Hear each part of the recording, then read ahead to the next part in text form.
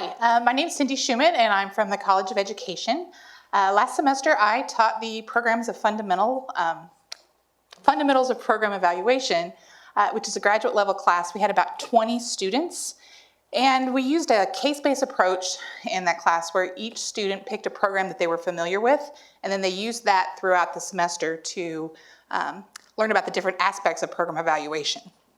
So I thought it was a pretty good structure getting started, but it was the first time I'd ever taught the class online. So I was a little nervous about how that was going to work. Teaching it face-to-face, there's a lot of iterative back and forth, getting feedback, giving feedback, listening to them talk about how they understand the program. So I was a little concerned about the tools in Canvas and the structure. But I wanted to share a little bit about my experiences and some of the lessons I learned through that today. So one of the first things is we started slow. To get started in the semester, the first few assignments were really geared toward building community. Did a lot of introductions, had them talk about the programs that they were going to be working with through the semester. And then starting to move to more shorter assignments where they identified stakeholders, they identified program goals, they identified the purpose of the evaluation. That allowed me to give them incremental feedback to really kind of scaffold what we were doing. And then once we got into it a little bit further, started sharing more of that so they could get feedback from their peers. And I thought that would be a good way to build on the knowledge of the programs themselves and build the context of program evaluation.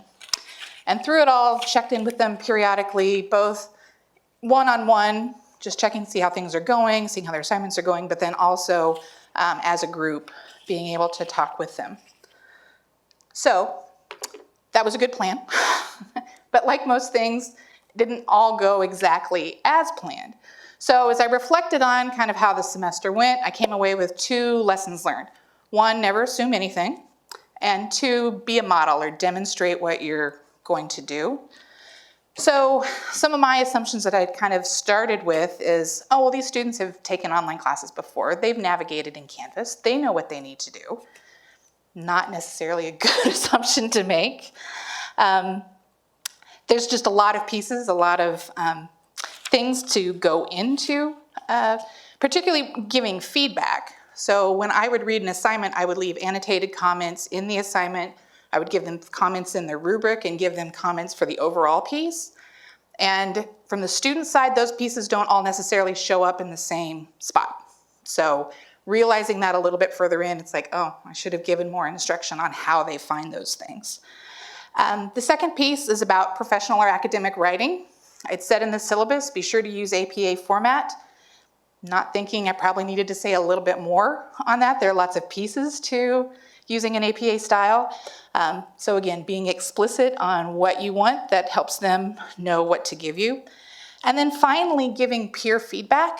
Again, my assumption or my thought process was this is just a good chance for them to see what else is happening in the class, see what their classmates are doing because we don't have those face-to-face interactions. And I'm not looking for a critical, examination. It's more of just what stands out to you. What kind of suggestions or questions do you have about this? But I didn't necessarily explain that. So there was a little bit of struggle there. So that leads to the second takeaway is be the model. Show more of what you want them to do. Like I said, it was the first time I taught in Canvas, so I was on the phone all the time to IT. Thank you all.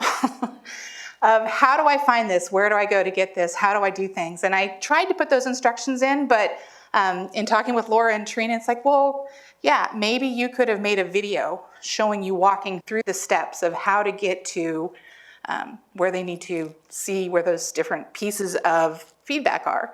So as an instructor, if you're spending a lot of time giving them feedback in multiple places, but they're only seeing one piece of that, they're not getting your full input. So just knowing that. Also, similarly for how the students get into the peer review piece of Canvas, throughout the semester towards the end of the semester, I gave a survey kind of asking them about different pieces of the course that they liked. And they really liked having that peer review interaction. But a couple of them said, but we didn't really feel like that the feedback we gave was super helpful or the things that we got was very helpful. So again, showing them a little bit more about how to give authentic feedback that can help people with the project. So in the future, maybe taking time to do a short video of me walking through assignment, saying, here's some things you might look for, here's some pieces. Again, you don't need to tear it apart, but how do you give some sort of constructive feedback to help people with what they're doing? Same thing with the rubric. Like I said earlier, just not being real explicit.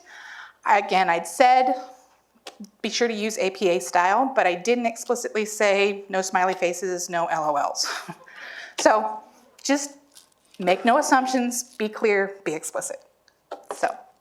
So basically, giving feedback is an important part of instruction, whether you're online or face-to-face, but being able to pull in some authentic feedback from the peers helps lighten your load a little bit, and giving explicit instructions helps get what you want. So my email address is cschuman@ksu, so if you have any questions, give me a call. Thanks.